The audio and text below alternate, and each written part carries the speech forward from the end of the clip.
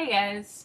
So, my friend Allie, the Lazy Witch, is participating, as I think several of you are, in the Pagan Blog Project, which is this blogging exercise. I'll put a link down below to the main page, in which you go through the alphabet and every week or every day, or I guess however frequently you feel like doing it, you alphabetically go through the list and you use the letter for the week or whatever as a trigger for a particular concept, etc., that begins with that letter, and you write about it. So, for example, A is for altar, or A is for assholes, or I don't know. I'm not thinking of any A words right now. But anyway, I was talking to Allie about this because she's doing it. And anyway, she suggested I do it because she was chastising me for never writing in my blog, which I don't, as some of you have probably noticed. And she suggested that getting involved in the Pagan Blog Project might be a way to inspire myself to actually write in a blog. I think she might be fighting a losing battle here, because I don't think the problem is a lack of inspiration so much as just ultimately not really caring about the blog. You might have also noticed that I completely ignore my Tumblr and very rarely answer personal emails or even respond to individual comments. Guys, I'm just bad at the internet. That's really the problem. It's not that I can't think of things, it's that I'm bad at the internet. So when we were talking about this, she suggested that instead I do a video series. But again, as we've also seen, I'm also bad at video series. So I think it's just going to be better to just fly as it's going now and let things be as they will be.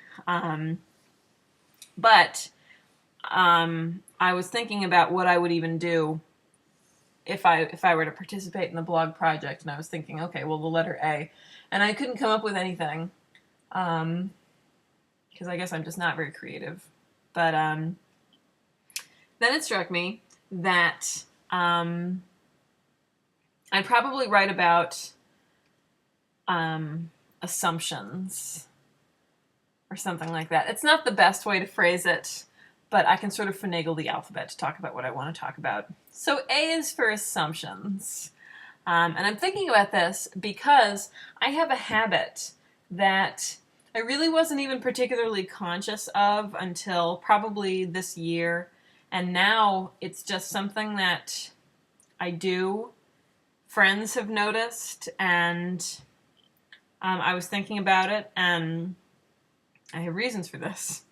When I go into a pagan shop, for example, or to an open circle, or a meetup group, or pagan night out, or anything like that, any sort of public pagan thing, especially where I don't know people, I take off any pagan jewelry I'm wearing. And I do this because, well, part of it is just that I don't necessarily like talking to people I don't know. But people make assumptions about you.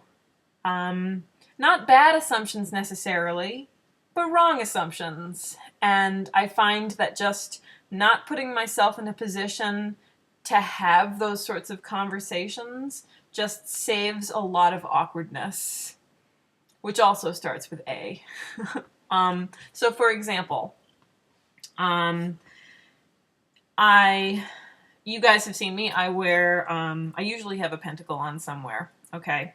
And I'm not closeted, okay? So I wear it to school, I wear it around, I don't think about it. The only time I take it off or hide it somewhere is when I'm in a group of pagans that I don't know. And I do this because what happens, you see someone wearing a pentacle, you assume they're Wiccan, first of all. This is not necessarily a correct assumption, as I think we all know, or at least as many of you have pointed out, and as is certainly the case. But that's probably assumption number one, this person's Wiccan. And this leads to a whole host of other assumptions that just gets really, really awkward in conversation, especially at something like a pagan night out where you're usually at a bar or a restaurant or something and people are making small talk, and that's already really uncomfortable, at least for me.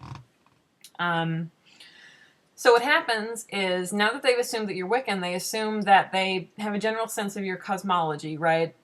Something about a god and goddess and the reed and et cetera, the list goes on. And I find that most of the assumptions that people make are not correct. A lot of people think that they know what they're looking at, or they think that because they know someone else who wears the same kind of jewelry and they know what that person thinks, that they already know what you think. And it's not that you shouldn't necessarily do that or that it's bad to do that or whatever. It's just that it's awkward and I'm awkward and I don't want to deal with it. And it gets really, really exhausting explaining to people every time you go out into public with other pagan people that no, actually, traditional Wicca has nothing to do with necessary. I don't know, like, actually, you know, I don't subscribe to the idea that all gods are one god and all goddesses are one god. And actually, I hated the spiral dance. And actually, I don't subscribe to the reed because actually that was an addition. Actually, I don't do X, Y, and Z that everyone you know who says that they're Wiccan does. Blah, blah, blah, blah, blah. It's just really exhausting. And I find that the way around that is to just not have it come up. Because honestly, like, it's personal and I don't want to talk about that stuff anyway. At least not with people who I've just met.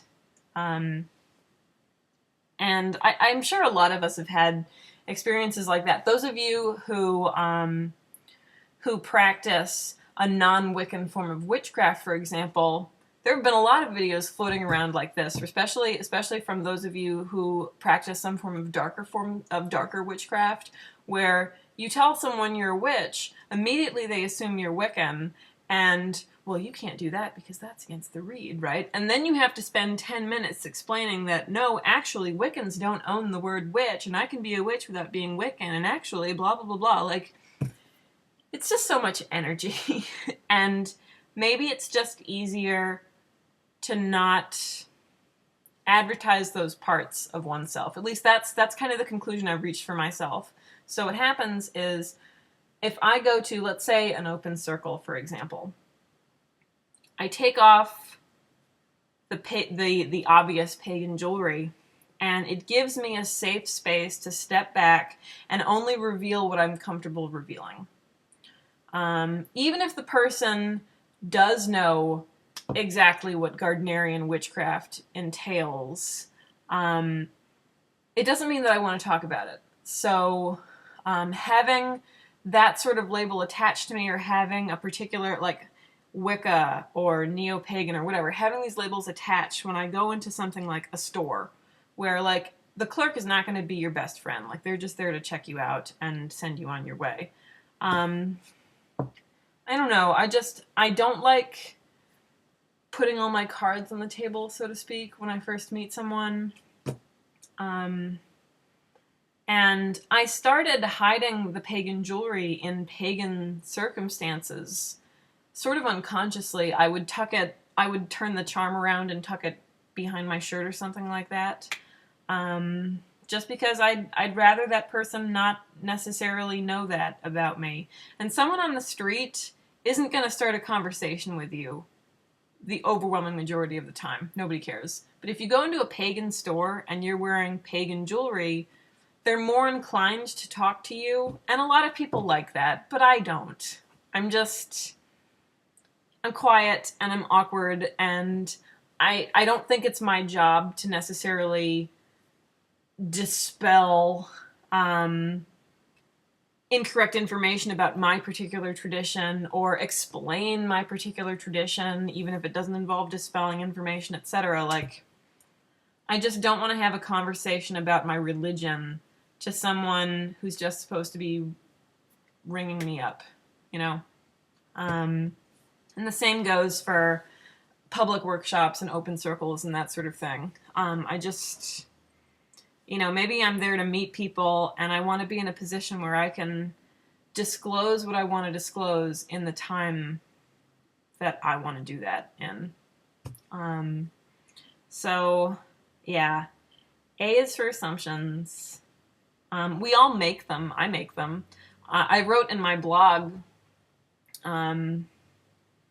the the one time in recent memory in which I posted in my blog about how I make assumptions. I make assumptions about people who are members of my own tradition, or at least say that they're Wiccan. I mean, I can't tell you how many times people tell me that they're Wiccan, and my first inward impulse is to do something like roll my eyes and go, oh, yeah, sure you are. I'd never say that to someone or visibly roll my eyes, at least not consciously. But I make an assumption, and that assumption comes from a place of having been around the community long enough to have seen that probably like 95% of the time when someone says that they're Wiccan, I'm not saying that they're not Wiccan. I'm just saying that it doesn't guarantee that they have anything in common with me. And what happens is, if you're both wearing the same piece of jewelry, the assumption is that you do. And suddenly this other person, this imaginary other person that I've concocted, who represents many people, feels like they can suddenly relate to you and, hey, you can shoot the shit over Starhawk. No. So, yeah, we all make assumptions, and assumptions I don't think are inherently bad. It's just something that I like to avoid, at least with people who I know I'm probably never going to see again, or I'm not going to form bonds of any kind with. So, I don't know. This video is kind of meandering, but there you go, Allie. This one's for you, kid. Have a good night, guys.